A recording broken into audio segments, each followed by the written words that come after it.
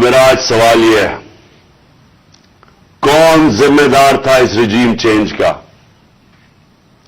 آپ سارے میری آج بات غور سے سنیں۔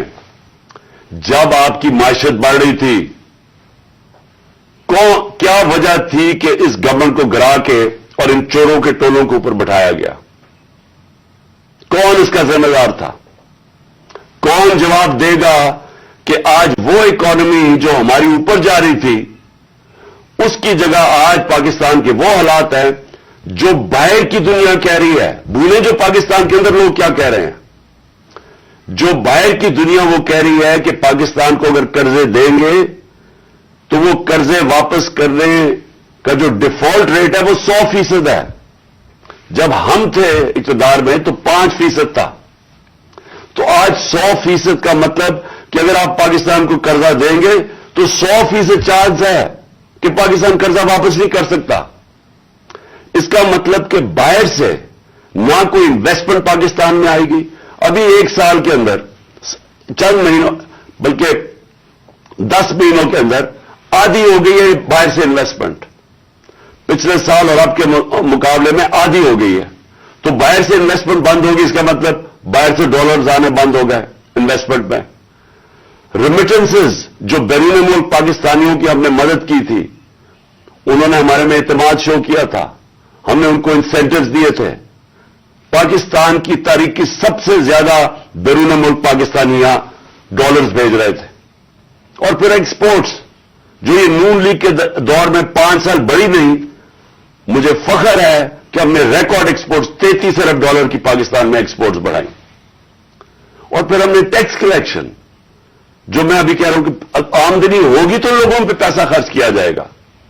تمہاری 6100 ارب روپے کی ہمارے زمانے میں ٹیکس کلیکشن تھی۔ آج یہ سب کچھ نیچے جا رہا ہے، انڈسٹری بند ہو رہی ہے، بے روزگاری بڑھ رہی ہے۔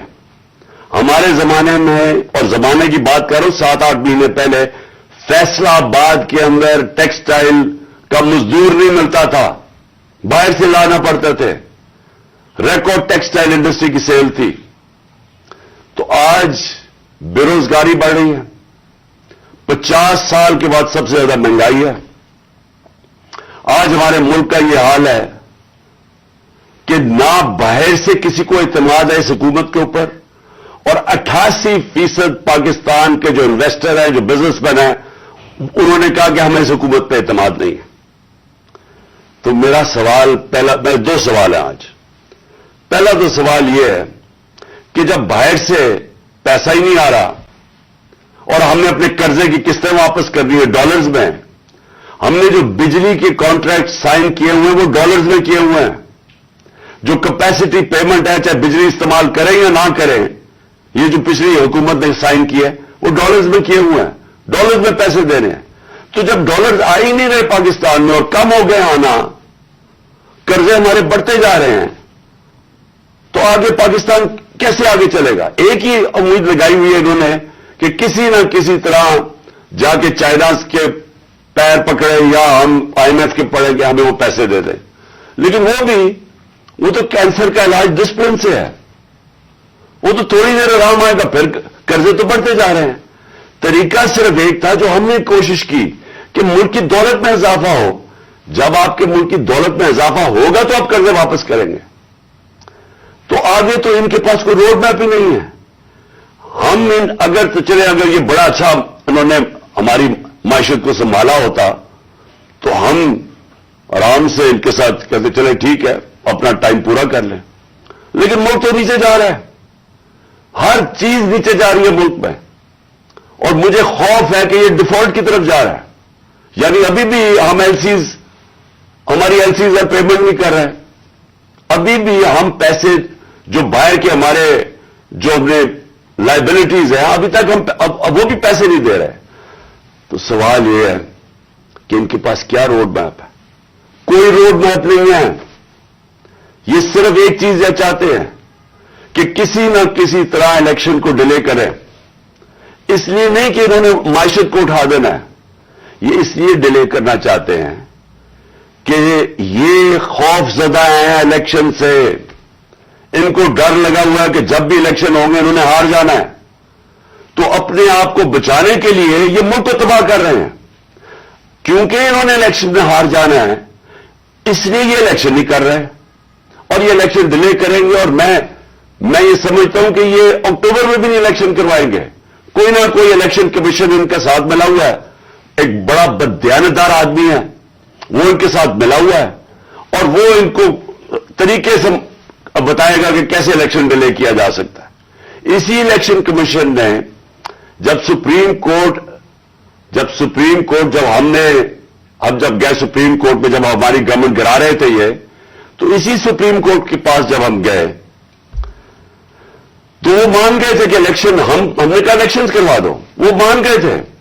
इस इलेक्शन कमीशन ने वहां जाके कहा कि जी मैं 7 महीने तक इलेक्शन नहीं करवा सकता और उसकी बेसिस पे इलेक्शन नहीं हुए। आइन, पाकिस्तान का आइन कहता है कि इलेक्शन कमीशन को सारा वक्त तैयार होना चाहिए 90 दिन में इलेक्शन करवाना, और मैं ये समझता हूं कि ये पूरी कोशिश करेगा इनके साथ मिलकर कि किसी ना किसी तरह ये इलेक्शन खींचे।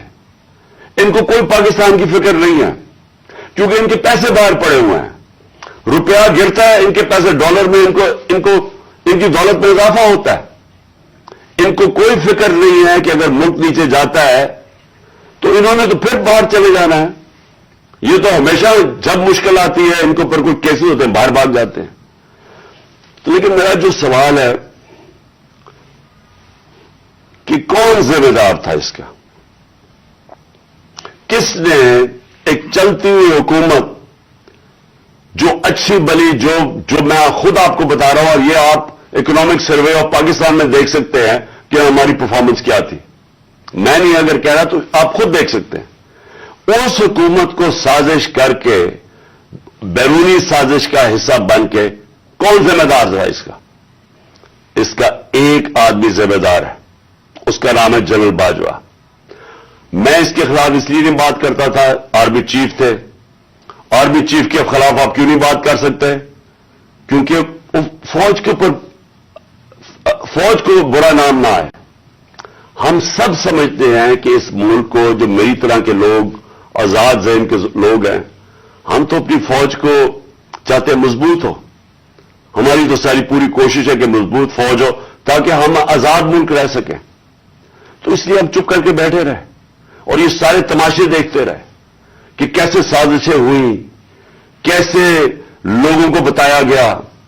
मैं आपके सामने जरा एक छोटी सी क्लिप दिखाना चाहता हूं कि अगर आपको कोई शक है कि हुआ क्या, तो पहले तो इलेक्शन से पहले, हमारी हुकूमत गिराने से पहले, 4 नून लीग के जो बड़े नाम हैं उन्होंने क्या कहा, उनसे जब पूछा गया कि जनाब आप नो कॉन्फिडेंस मोशन कामयाब हो सकती है एस्टैब्लिशमेंट के बगैर, और ये उन्होंने कहा, जरा ये सब अब मैं चाहता हूं पहले सब देखें।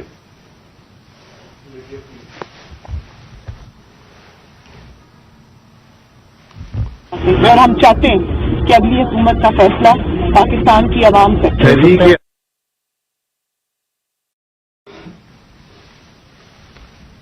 मुझे बताने का वापस नहीं है, कोई डील करके इक़्तिदार नहीं चाहते पाकिस्तान में।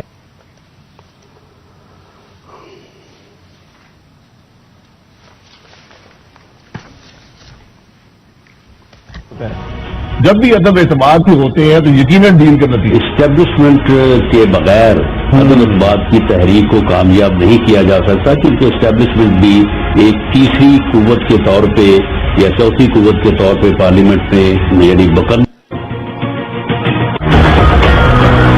इन चेंज तो जिनकी वजह से होता है, जिनकी मदद से होता है, हम उनकी मदद नहीं लेना चाहते और हम चाहते हैं कि अगली हुकूमत का फैसला कर। उन्होंने कल क्या कहा, जरा पहले ये भी सुन ले, दूसरा क्लिप, ताकि आपको पता चल जाए कि हुआ क्या इस मुल्क के साथ।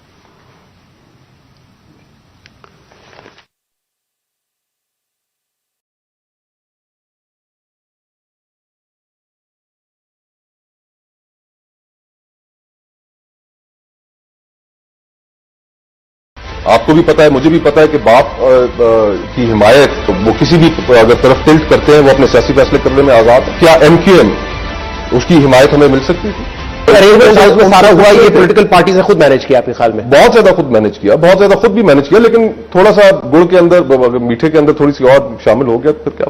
پھر اس کے بعد جو سیاسی مخالفین کے اوپر تشدد آج کل کے دور میں جو ہو رہا ہے, اس میں ہم ماؤتھ پیس بنے ہوئے ہیں.